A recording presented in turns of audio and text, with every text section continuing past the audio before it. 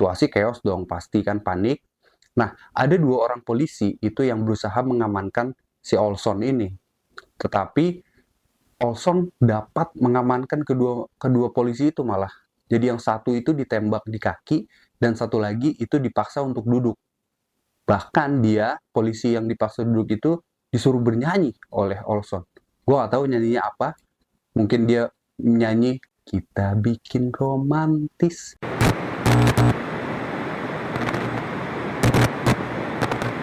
Halo semuanya, ketemu lagi bersama gue Irfan Rapsodi di jam 8 Worldwide.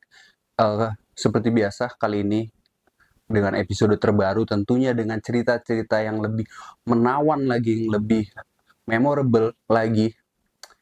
Jadi gimana nih, kan sebentar lagi sudah mulai musim mudik ya, beberapa hari lagi ini kita akan lebaran nih. Mungkin gue rasa udah ada yang di perjalanan menuju ke kampung atau mungkin belum mendapatkan izin dari kantor ya untuk melakukan mudik. Ya semoga saja Anda mudik atau tidak, itu kita semua sampai di hari lebaran nanti.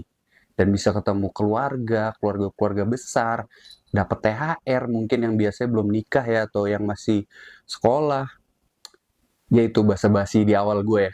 Soalnya kalau nggak ada basa-basi opening tuh langsung tuh kayak kurang oke gitu ya. Baiklah, untuk kali ini gue akan menceritakan suatu kisah. Tapi sebelumnya gue pengen nanya dulu nih. Ada nggak sih yang tahu tentang Stockholm Syndrome atau sindrom Stockholm? Kalimat ini itu adalah Stockholm Syndrome ini adalah bukan gejala, gangguan dalam diri ketika seseorang dalam situasi penyanderaan, di mana orang yang disandra itu dia itu merasa mempunyai ikatan dengan orang yang menyandra dia. Bahkan sampai ada timbul rasa sayang ya. Dalam arti rasa sayangnya tuh menjadi peduli banget dengan orang yang menyandra dia. Itu situasinya dalam penyanderaan. Nah, Stockholm Syndrome ini awalnya tuh dari mana sih? Nah, kalimat Stockholm Syndrome ini itu pertama kali dicetuskan oleh salah satu kriminolog dari Swedia bernama Nels Bejerot. Kalau gue nggak salah ya, namanya Nels Bejerot. Nah, dia ini kenapa sih dia buat kalimat Stockholm Syndrome ini? Jadi ketika itu ada satu peristiwa penyanderaan di salah satu bank di Swedia. Nah, dia itu menjadi salah satu penasehat untuk kepolisian dalam menangani penyanderaan ini. Nah, kisahnya seperti apa, penyanderaannya seperti apa, itu akan gue ceritakan hari ini nih. Dan gue pastikan penyanderaan dan sandra-sandra yang ada di gue ceritakan ini tidak ada hubungannya dengan korupsi 271 triliun. Stockholm, Swedia. 23 Agustus 1973. Jan Erik Olsson, seorang terpidana pencurian, itu sedang menjalani cuti penjaranya atau furlough. Nah, ketika dia sedang menjalani cuti penjaranya, dia berkeinginan untuk pergi ke bank. Nah, bank yang ia tuju adalah Bank Kredit Banken Swedia. Nah, dia menuju bank itu memakai jaket, wig atau rambut palsu, dan juga memakai kacamata. Tetapi dia membawa senjata di dalam jaket yang dia pakai. Senjatanya itu adalah submachine gun. Ketika dia sampai, masuk ke dalam bank itu, dia langsung keluarkan senjata itu dari jaketnya, langsung dia tembak ke langit-langit bank tersebut. Sembari berkata memakai bahasa Inggris, itu "The party has just begun. Dar, dar, dar, dar, dar." Dia tembakin tuh. Kan di sana bahasa Swedia ya, jadi dia sosok menyamar sebagai orang Amerika mungkin. Dia bilang, "The party has just begun." Dia tembakin dar, dar, dar, ke atas. Situasi chaos dong, pasti kan panik. Nah, ada dua orang polisi itu yang berusaha mengamankan si Olson ini. Tetapi Olson dapat mengamankan kedua polisi itu malah. Jadi yang satu itu ditembak di kaki dan satu lagi itu dipaksa untuk duduk. Bahkan dia, polisi yang dipaksa duduk itu disuruh bernyanyi oleh Olson. Gue gak tahu nyanyinya apa. Mungkin dia nyanyi kita bikin romantis. Mungkin ya. Tapi tahun 73 belum ada lagu itu. Nah, ketika itu otomatis kepolisian Swedia itu bergerak cepat nih.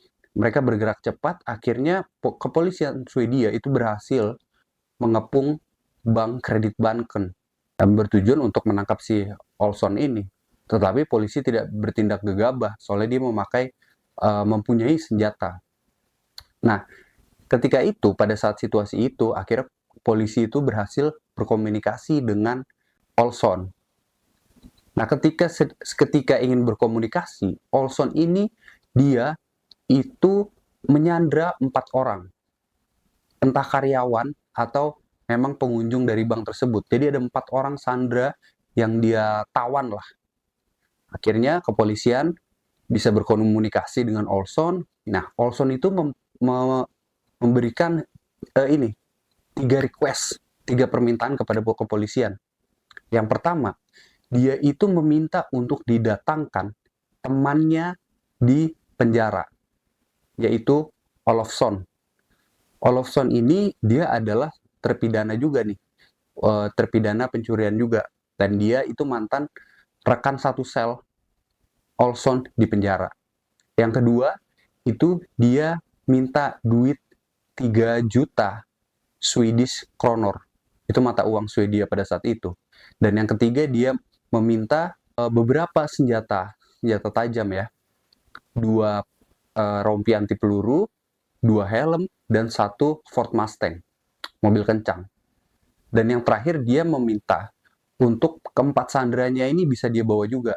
Nah, yang keempat ini yang request-nya nggak bisa dipenuhi oleh kepolisian. Nah, setelah dia meminta request itu, akhirnya polisi pun, oke, gue kabulin nih. Akhirnya dia, kepolisian mendatangkan Olofsson ke bank tersebut, bertujuan untuk menemani si Olson ini. Ketika mereka sudah bertemu nih, sementara beberapa permintaan yang lain itu sebenarnya sudah ada, tapi belum dikasih aja. Polisi mencoba untuk mengulur waktu. Nah, mereka berdua itu membawa para sandera ke Brankas Bank. Nah, Brankas Bank itu kalau misalnya lu pernah lihat di film-film ya, itu yang pintunya bulat, pas dibuka isinya tuh duit, emas gitu-gitu yang gede tuh dalamnya. Bukan brankas yang ada di lemari atau misalnya di kamar. Itu kan bisa tuh ada brankas kecil, bukan kayak gitu ya. Lu pikir Lilliput bisa masuk situ. Akhirnya mereka itu dan para sandera itu ditahan di dalam situ. Nah, ketika mereka ditahan di dalam situ, situasi di Swedia pun menjadi gempar dengan adanya drama ini.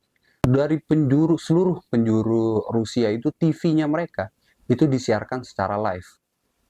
Kondisi dan situasi yang ada di bank tersebut. Tentunya nggak dari dalam ya, dari luar ya. Jadi memperlihatkan gimana sih polisi bernegosiasi dengan si Olson ini. Dan para sniper itu udah berada di beberapa bangunan di dekat bank tersebut. Jadi kalau Olson keluar tinggal blas gitu.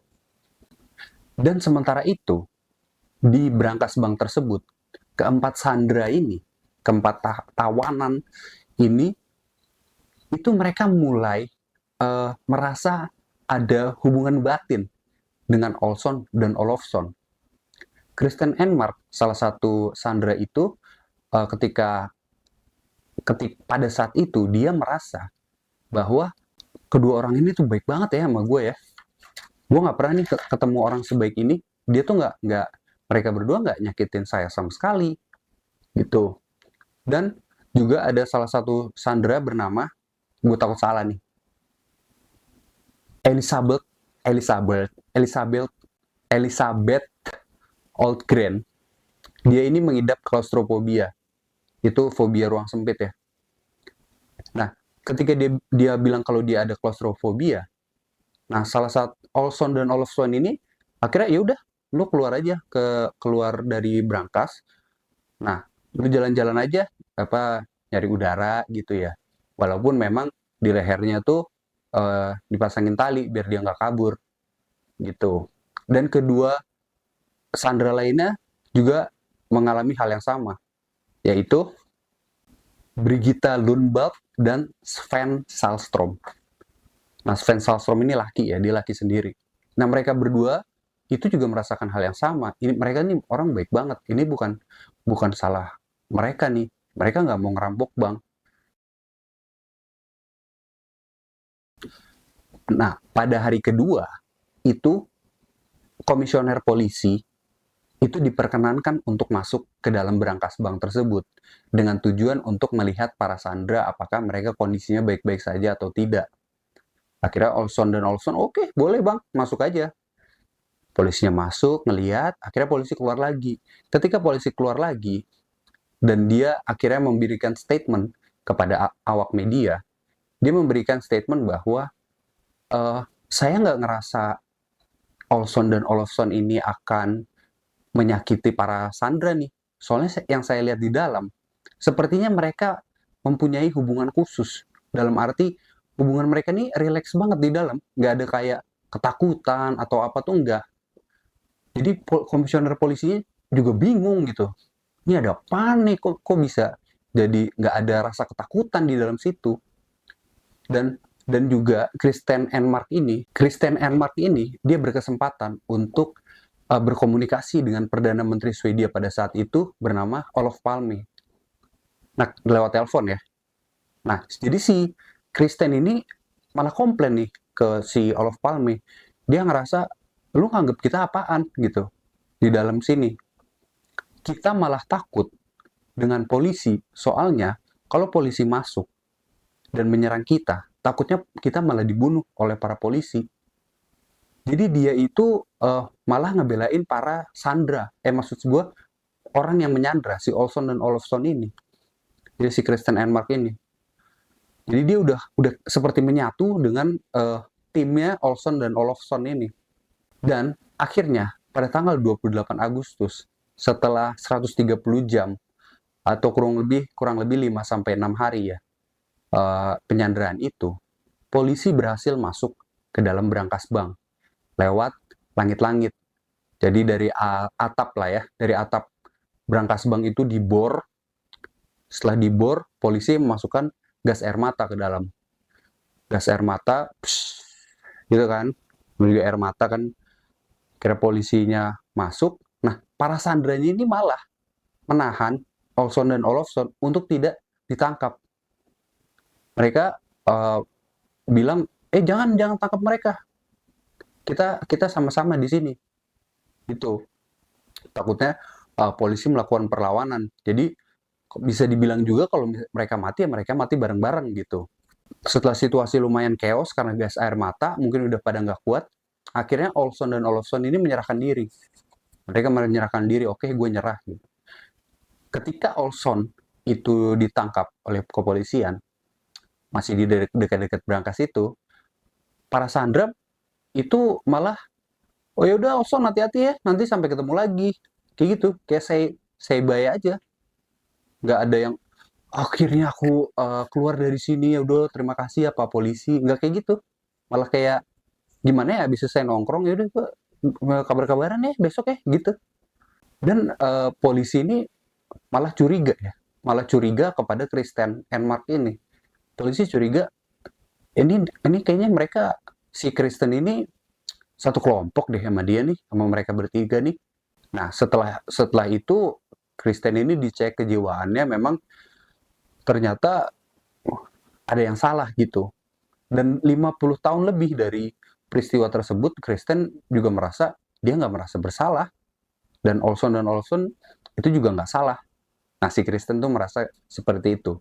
Nah, kita kembali lagi ke tahun 73 itu, setelah ditangkap Olson dan Olofsson ini, akhirnya mereka diadili lah. Olson dan Olofsson ini ditahan.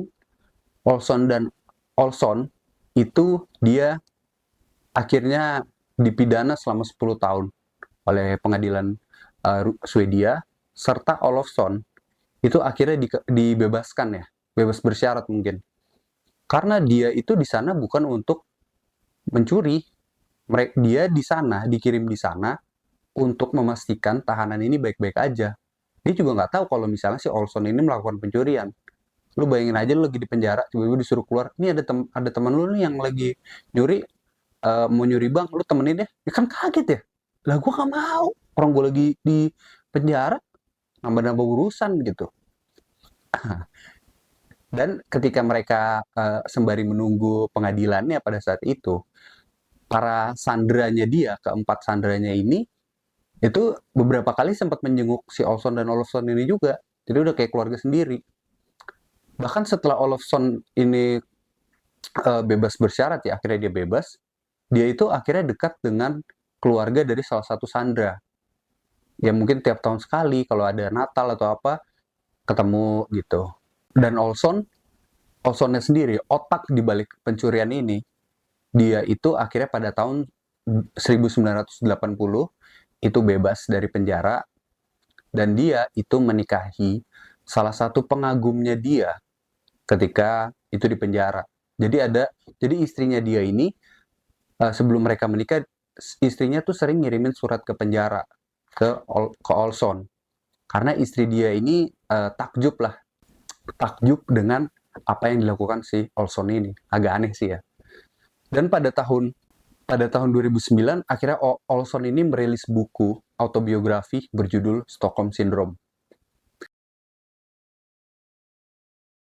Nah, jadi itu ceritanya tentang Stockholm Syndrome. Mungkin kalau lu anak-anak psikologi tahu ya, Stockholm Syndrome. Nah, Stockholm Syndrome sendiri ini sebenarnya tidak, menurut para ahli nih ya, bukan menurut gue nih, menurut para ahli, ini masih ada perdebatan, apakah ini gangguan psikologis atau hanya cara untuk bertahan hidup aja dalam situasi seperti itu ya, dalam situasi penyanderaan. Kalau menurut gue sih, awalnya sih juga ini cara mereka bertahan hidup ya. Gimana caranya gue bisa friendly kepada orang yang menyandera gue, biar gue nggak diapa-apain. Tapi lama-lama kedoktrin, jadi kerasa deket gitu. Soalnya tidak selang berapa lama dari kejadian ini, itu ada juga kejadian seorang wartawan umur 19 tahun itu diculik oleh salah satu kelompok separatis lah, pemberontak di satu negara. Dia diculik, malah wartawan yang ini, yang masih umur 19 tahun ini, menjadi bagian dari kelompok separatis ini. Gitu, tapi itu lain kali aja lah gue ceritain.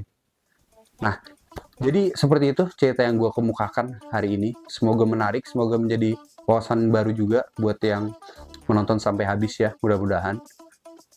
Kalau misalnya kira-kira ada cerita yang mau gue ceritain, komen aja di bawah. Tapi kalau misalnya nggak ada yang mau, nggak perlu lah, ngapain sih orang cerita, ya udah gak usah komen gitu. Oke, jadi itu aja ya, sampai berjumpa di episode selanjutnya. Apa coba